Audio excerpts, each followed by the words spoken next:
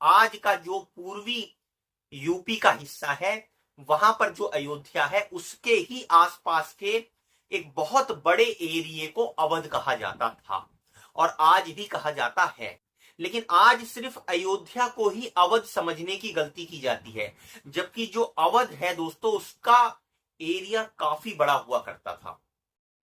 ना सिर्फ आज की प्रेजेंट की अयोध्या नगरी, बल्कि उसके आसपास के जितने भी एरिया हैं, फैजाबाद से लेकर बलरामपुर, गोंडा और उसके आसपास के जितने भी, इवन लखनऊ तक को भी, क्योंकि लखनऊ ऐसा कहा जाता है कि पुराने समय में मुगलों के आने से पहले इसका नाम लखनपुर हुआ करता था।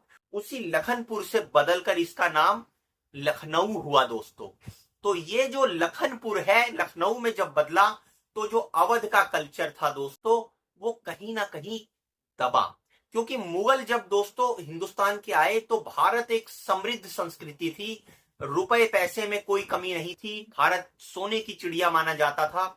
और जब मुगलों ने आकर देखा कि भाई यहाँ पर तो 6 तरह के सीजन हैं, जैसे बाबर ने अपने बाबरनामा में जिक्र किया है कि जब वो भारत के अंदर आया और उसने देखा कि यहाँ 6 तरह की ऋतुएं हैं, यहाँ पर अलग अलग तरह की संस्कृति है, तो उसको भाई, तो उसने जब यहां पर युद्ध को जीता तो वो सिर्फ जीतकर वापस नहीं गया, बल्कि वो यहीं की संस्कृति में रच बस गया।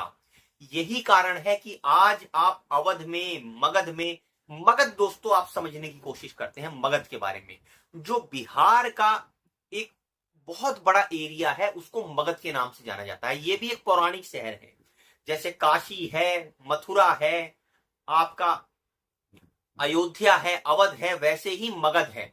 महाभारत में जिक्र मिलता है कि मगध नरेश जरासंध के बारे में, और मगध के बारे में उससे पहले की भी पौराणिक कथाओं में जिक्र मिलता है।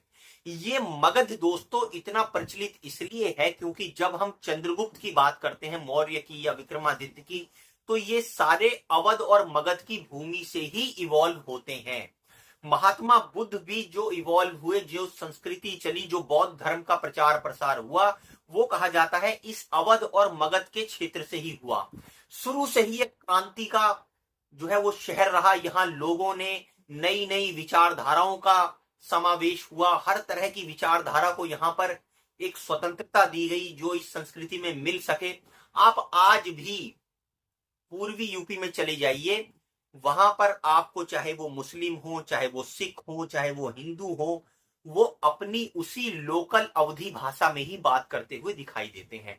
इस बात से कोई फर्क नहीं पड़ता है कि वो मुस्लिम है या हिंदू है, वो अवधी में ही बात करते हैं।